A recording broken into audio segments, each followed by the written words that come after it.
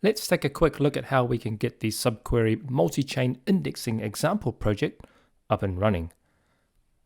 This project here indexes transfers from both the Polkadot and Kusama blockchain as well. And it does this all within one project.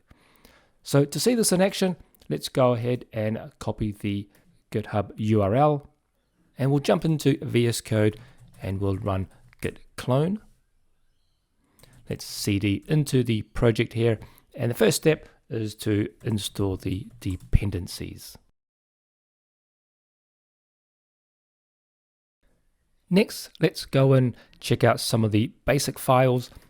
The first one is the schema.graphql file, where we've got three entities here: the generic substrate account, and the main one, transfers here, where we're indexing information such as the amount, the block number, the hash, the network, and the to and from address as well.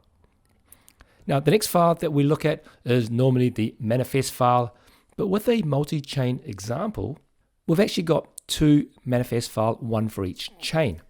In the Polkadot one, we've got information such as the chain ID, we've got the endpoints, we've got the start block, and also the handler files here, filtering on the balances module in the transfers method. And a similar thing for Kusama, we've got the chain ID, again the endpoint, and also the handlers as well. So before we jump into looking at the mapping file, let's generate the types here, where we would normally go yarn code gen, but in a multi-chain project, we actually have to specify the location of the manifest file. And we do this with the file flag, and we can actually point to any particular manifest file like so. Let's now jump into the mappings file, and here you can see we've got some interesting code here. We've got the handle Polkadot event and the handle Kusama event, and both these call the generic handle event, passing in the name of the network. We've then got the main handle event function here that goes ahead and extracts the various bits and pieces such as the from address, the to address from the events object. We're also converting the address into a generic format. We've got some logging information for debugging purposes.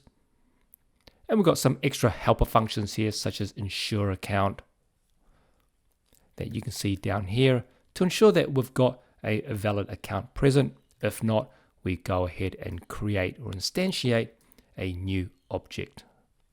The only other thing to note is that in our Docker compose file, what we have is a specific Polkadot node, and also scrolling down, we've got a specific Kusama node as well. So that's one of the main differences in a multi-chain project.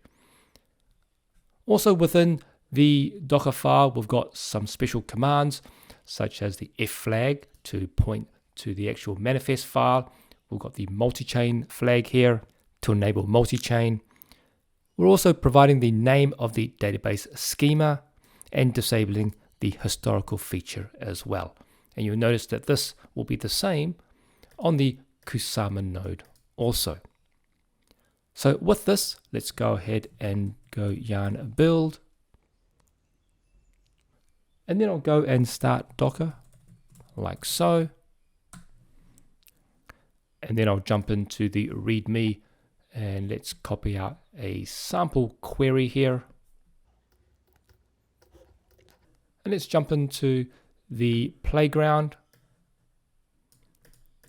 I'll paste in the query and then we'll hit run. And you can see we've got some Polkadot data coming back. I can go ahead and change this to Kusama.